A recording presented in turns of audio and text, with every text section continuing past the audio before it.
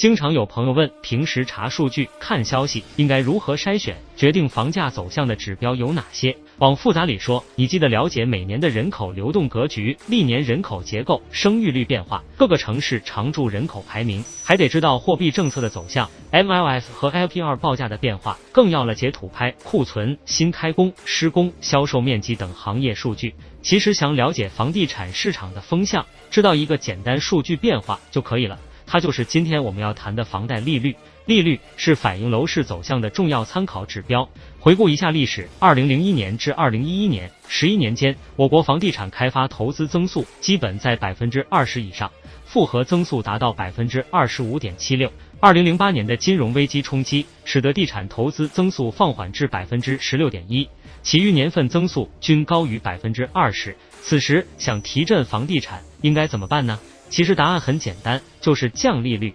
2008年央行降息降准，并下调首付比例。随后2009年房价大涨，销售额、销售面积同时起飞，使得2010年我国房地产开发投资增速达到了2000年以来的最高值，同比增长 33%。2015年至2017年也是一样的道理，央行先后6次降息，银行间市场资金充裕，深圳先起涨，京沪随后跟涨，苏州、南京、合肥、厦门等城市补涨。到2017年，直接波及全国的3、4线城市，降利率的威力之大，可见一斑。对房地产市场来说，与其说是降利率，倒不如说是降房贷利率。从房价历史走势来看，房贷利率有非常强的领先意义。远的不提，就上半年，央行在2月份和4月份连着2次降低 MLF 利率 ，LPR 报价跟随下降，直到9月份，房贷利率连降9个月，展开了一轮9连降。房地产市场的反应很迅速，根据国家统计局的数据进行测算，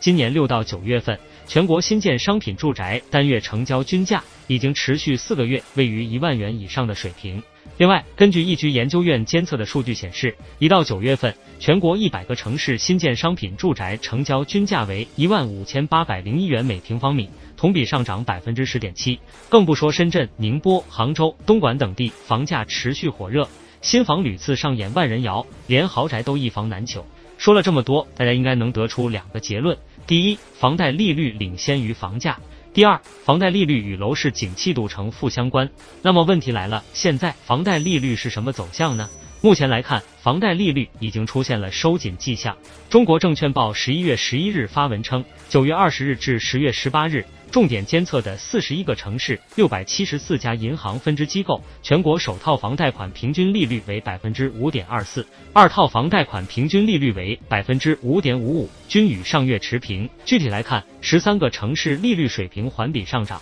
占全部监测城市数量的 31.7%， 14个城市利率环比下降，14个城市保持不变。值得一提的是，这是房贷利率连续9个月下降后的首次持平。划重点，13个城市房贷利率上升，也就意味着购房成本开始抬高，利率在9连降后戛然而止，这种现象上属年内首次。要知道，房贷利率的细微变化可不是你月供成本加减几十块钱的事，而是银行资金面宽松还是收紧的直观反应。当银行开始对房地产收紧钱包，房贷利率触底反弹的趋势或将确立。现在已经是12月末了，年底本来房贷额度就很紧张，很多人可能已经打算明年买房，但在利率收紧、楼市走弱、房企全面实施3道红线新规、银行收紧房抵贷和房贷额度等一系列事件影响下，会比今年付出更高的月供、房贷本息，再赶上3、4线楼市接盘者匮乏，极有可能会赔钱。如果你想了解更多，欢迎搜索并关注节点见闻。